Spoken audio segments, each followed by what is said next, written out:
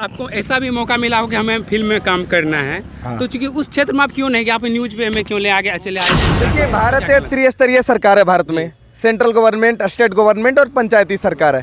आपको पता होगा 1992 में अमेंडमेंट करके स्टेट में पंचायत। मेरे बड़े भैया है जो पत्रकार है, हम उनसे मिलते हैं। भैया आपका नाम? मेरा नाम है प्रेमराज चौहान। मैं सोशल मीडिया पे, मेरा यूट्यूब और फेसबुक पे चैनल है देश तक न्यूज़ करके। जी, आप हमारे जितने भी दर्शक हैं, सबसे पहले तो ये भैया है देश तक न्यूज़ चलाते हैं और हमेशा सच्चाई की बात करते हैं। हम उनसे पूछते हैं कि आखिर आप इस क्षेत्र में कैसे आए, किस तरीक़ा से आप योगदान दे रहे हैं। सबसे पहले भैया आपको ये मन कहाँ से आया कि सबसे पहले आप अपना जर्नी बताइए कि इस क्षेत्र में किस तरीक़ा से आए, क्योंकि आपका पढ़ाई किस तरीक़ा से रहा? देखिए, सबसे पहले मैं आप लोगों को धन्यवाद देना चाहता हूं और आपके सभी दर्शकों को जय हिंद। देखिए, मैं हमेशा से चाहता था, जब मैं 9वीं कक्षा में पढ़ रहा था, उससे पहले से भी मेरा टारगेट था कि कम्युनिकेशन सेक्टर में जाना है। देखिए, जब हमारा बिहार की बात आती है तो हम लोग को बहुत पहले से ही हम लोग देख रहे हैं, जब हमारा एजुकेशन हो रहा था। वैसे तो मैं बोर्डिंग स्कूल से पढ़ता था, इंग्लिश मीडियम से, तो बिहार एजुकेशन सिस्टम जो था वो हमेशा से कहीं ना कहीं बहुत नीचा रहा है और हमारा जो डेवलपमेंट है बिहार का वो भी नीचा रहा है। मैं गांव में रहता था और गांव से इंग्लिश मीडियम स्कूल में गया। हमेशा मैंने वहाँ का सोसाइटी देखा और फिर यहाँ का देखा, तो मुझे लगता था कि आसमान धरती का फ़र्क है। और इसी सोच से बिल्कुल भैया, आसमान धरती, क्योंकि आप एक इंग्लिश मीडियम का स्टूडेंट रह चुके हैं और गांव में, सुदूर गांव में जहां आप न्यूज़ कवर करने जाते होंगे तो वहां जो मतलब लोकल भाषा होते हैं कहीं ना कहीं आपको समझ में नहीं आती। देखिए, अभी तो हम लोग गाँव के हैं, सभी भाषा समझ आता है, ऐसा नहीं है। मैं खुद गाँव का हूँ और बिहार, और लगभग मैं दिल्ली से मास कम्युनिकेशन किया था जर्नलिज्म का, तो कहीं ना कहीं मैं गाँव से रहा हूँ और मुझे सभी भाषा समझ आता है। भोजपुरी हो, हिंदी हो, मैथिली हो, इंग्लिश हो, तो सभी भाषा समझ आता है। लेकिन सबसे मुख्य बात है कि बिहार की जो डेवलपमेंट है और ये दशा है, जो हमारा बिहार का स्थिति है, उस पर बात करते हैं। और मेरा टारगेट ये रहा था कि मास कम्युनिकेशन करने का। पहले मैं सोचता था कि टेलीविज़न में जाऊँ, फिल्म में वगैरह काम करूँ, तो कहीं ना कहीं वो एक मोटिव चेंज होता है। अच्छा भैया, जब आपको ऐसा भी मौका मिला हो कि हमें फिल्म में काम करना है, तो चूंकि उस क्षेत्र में आप क्यों नहीं कि आप न्यूज़ पे हमें क्यों ले आगे चले आए समाचार को कवर करने के लिए? फर्स्ट ऑफ ऑल, मैं कॉलेज में था तो थिएटर क्लास भी होती थी। मैं सोचता था कि फिल्म में काम करना है, बॉलीवुड में करना है, क्योंकि बॉलीवुड में तो बहुत सारा हीरोइन भी होती है, वहाँ तो बहुत ज़्यादा मजा आता है। मजा अब जब जाइएगा, देखिए स्ट्रगल हर एक जगह, कहीं भी आप चाहिएगा तो सक्सेस हो जाइएगा। लेकिन फिल्म इंडस्ट्री से एक अलग है, वहाँ से भी हम लोग एक मास के साथ ही जुड़ते हैं, वो अलग पहले का टारगेट था। लेकिन जब ये पता चला कि मास कम्युनिकेशन मतलब एक साथ हम लोग लाखों लोग से सिर्फ समाचार से भी जुड़ सकते हैं, जर्नलिस्ट भी बन के हम लोग का सेवा भी करेंगे, फिल्म का भी वही काम होता है, संदेश देना, तो मोटिव चेंज होता है। और मैं अपने हमेशा जो हालत देखा हूँ बिहार का, तो इससे मैं इंस्पायर था कि मैं एक पत्रकार बनूंगा। क्योंकि पत्रकार वैसे तो भारत के 3 स्तंभ कहे जाते हैं संवैधानिक तौर पे, और नहीं, वो संवैधानिक 3 ही है, हम लोगों को चौथा स्तंभ माना गया है, the 4th pillar of the nation, journalism को, कि जर्नलिस्ट और पत्रकार जो होते हैं वो भारत के चौथे स्तंभ है। ये हम लोगों को माना गया है और लोग भरोसा करते हैं, तो इसको निखारना चाहिए। क्योंकि पत्रकार हमेशा से ही, आज़ादी के पहले से लेकर आज तक, राजा राम मोहन राय भी थे, बहुत बड़े समाज सुधारक और पत्रकार थे। तो पत्रकार का काम हमेशा से रहा है कि वो हमेशा ही क्रांतिकारी तरीके से काम किए, तो समाज को सुधारने में बहुत बड़ा योगदान होता है। तो मेरा भी सोचना था कि मैं एक टेलीविज़न चैनल पे काम करूं, तो कुछ कारणवश मैं टेलीविज़न में नहीं काम किया। वहाँ भी मैं पहले टेलीविज़न में भी जाता था इंटर्नशिप वगैरह के लिए, फिर मैं जब घर आया तो लगा कि नहीं, खुद से भी करने से अपना समाज का ही भला होगा। अगर आप बाहर टेलीविज़न चैनल में काम करते हैं तो वहाँ लंबा स्ट्रगल भी लगता है और आप अपने छोटे मुद्दे को नहीं दिखा सकते हैं। वो कमर्शियल चैनल होते हैं, बड़े बड़े मुद्दे को सिर्फ वो लोग उठाते हैं। तो चूंकि भैया, अगर अभी मान चलिए कि इसमें काम कर रहे हैं, तो आपको सबसे पहले समाज को आप क्या संदेश देना चाहते हैं? देखिए, मैं सबसे पहले आप लोगों को ये बताता हूँ कि राजनीतिक, अभी के समय में जो राजनेता लोग हैं, नेता लोग हैं, वो राजनीतिक नहीं करते हैं, वो लोग परिवार नीति करते हैं, अपना कैसे उनका अर्निंग हो, कैसे लूटे राज को। तो आपको सबसे पहला होगा कि नेता से भरोसा हटाना होगा, उनका चापलूस छोड़ना होगा।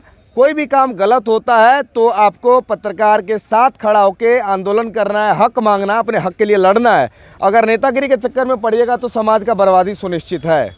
देखिए, हमेशा बड़ा मतलब नेता का टारगेट होता है, जबकि गांव में मुखिया सबसे पहले अगर घोटाला का काम करता है तो सबसे पहले गांव से शुरू होता है। देखिए, भारत एक त्रिस्तरीय सरकार है। भारत में सेंट्रल गवर्नमेंट, स्टेट गवर्नमेंट और पंचायती सरकार है। आपको पता होगा 1992 में अमेंडमेंट करके स्टेट में पंचायत सरकार का गठन किया गया हमारे संविधान में। और बता दूं भारत के अंदर कितने स्टेट हैं, सभी में पंचायती राज की व्यवस्था है। और जो ज़मीनी स्तर से जो ग्राउंड लेवल पे डेवलपमेंट का खर्चा होता है वो पंचायत गवर्नमेंट को दी जाती है। तो कहीं ना कहीं जिसे ब्लॉक डेवलपमेंट ऑफिसर ऑपरेट करते हैं ब्लॉक लेवल पे कि पंचायत का कैसे विकास हो, तो सारा फंड कई करोड़ का एक साल में 2-2 करोड़ 3-3 करोड़ का फंड पंचायत को मिलता है। तो शुरुआत जो ज़मीनी स्तर से भ्रष्टाचार का होता है पंचायत से होता है। अगर पंचायत स्तर से हम लोग बात को उठाने लगे और जो भी वहाँ के वर्तमान के सरकार के हैं, मुखिया के हैं, समिति के हैं, जो भी वहाँ डेवलपमेंट में भागीदारी है पंचायत के सरकार हैं, उनसे सवाल करें और जो काम हो रहा है उस पर जांच करें। और बीडीओ जो होती हैं आपकी प्रखंड विकास पदाधिकारी, उनकी अगर सशक्तिकरण रही तो घोटाला बिहार में जड़ से खत्म हो जाएगा। कहीं ना क्या एक देखिए एक वार्ड मेंबर होता है जो लगभग में एक साल में 12 से जो है ना 15 लाख रुपया उठाता है एक साल में, और वो कौन सा क्षेत्र में क्या काम करता है चूँकि कोई नहीं पूछता। वहाँ का जो लोकल पंचायती में जो मुखिया के नीचे जो भी जनता होते हैं वो कभी ये नहीं पूछते हैं कि हमारे वार्ड में कल लगा है कि नहीं, ये नल जल परियोजना आया है कि नहीं। मतलब बहुत सारा जो फंड आते हैं कोई मतलब कि जो कुआं टाइप का जो होता है सोखता वगैरह ये सब का मतलब कुछ नहीं है काम होता है। फिर भी हम मतलब यहाँ का जो जनता होते हैं वो कहते हैं कि मुखिया जी की जय हो। सुनो होता क्या भाई कि देखिए यहाँ पर जनता 3 टाइप की हो जाती है। 2 भागों में कुछ लोग बढ़ जाते हैं, मतलब विपक्ष में और राइट विंग लेफ्ट विंग में, और कुछ जनता ऐसी होती है जिसे काम चाहिए वो बेचारी अकेली रह जाती है। तो कुछ लोग चापलूस में रह जाते हैं। और सबसे बड़ी बात कि एक वार्ड सदस्य इतना रुपया कमाता कहाँ से है, तो आपको पता होना चाहिए पंचायत लेवल पर जो मुखिया जी का काम होता है, मोस्ट डेवलपमेंट के लिए एक फंड आया था नरेगा का के पहले, अब आ गया है मनरेगा, महात्मा गांधी राष्ट्रीय ग्रामीण रोजगार गारंटी योजना। ये योजना में सबसे ज़्यादा लूट होता है क्योंकि बताते देखिए बिहार से आधा से बेसी लेबर बाहर खटते हैं, उस लेबर का लेबर कार्ड होता है मुखिया लोग के पास। मुखिया लोग मनरेगा का काम कराते हैं, उनके जो वार्ड सदस्य होते हैं उस लेबर कार्ड का सारा पैसा निकालते हैं, और वो लेबर है हरियाणा में काम कर रहा है उसका काम यहाँ हो रहा है, जबकि लेबर का भत्ता भी मिलता है, वो सारा पैसा गवर्नमेंट कौन करता है। तो यहाँ जो लोकल पदाधिकारी हैं, बीडीओ हैं, सीओ, तो इनका जो काम होता है कि वो जो लेबर है वो प्रेजेंट है कि नहीं। तुम किसी भी पंचायत में चले जाओ मेरे भाई, मैं गारंटी के साथ बोलता हूँ, अगर कोई मनरेगा का काम हुआ है तो 70% जो लेबर है उसमें काम ही नहीं करता है। 30% लेबर होता है इर्द गिर्द घूमता है, और जो 70% का पैसा होता है वो उसके खाते से निकाल के सीधा ले लेते हैं वो लोग, दलाल लोग जी। दलाल कौन है सब जानता है। कई बार तो ये भी होता है कि जिसके नाम पर जो है ना ये जो उठता है इंदिरा आवास उसका उसको मिलवे नहीं करता, उसका पैसा निकल जाता है। राष्ट्रीय आवास योजना होता है, तो पहले मोदी जी ने चेंज कर दिया। तो देखिए मोदी सरकार का एक लक्ष्य था कि 2022 मार्च तक इस चीज़ को पूरा करना था, लेकिन अभी भी गांव में चले जाएं 75% घर कच्चे हैं, उसको बढ़ा करके इन्होंने मार्च मतलब अगला 24 को किया, 2024 तक। ये भी पूरा हो नहीं पाएगा, मैं दावे के साथ कहता हूँ।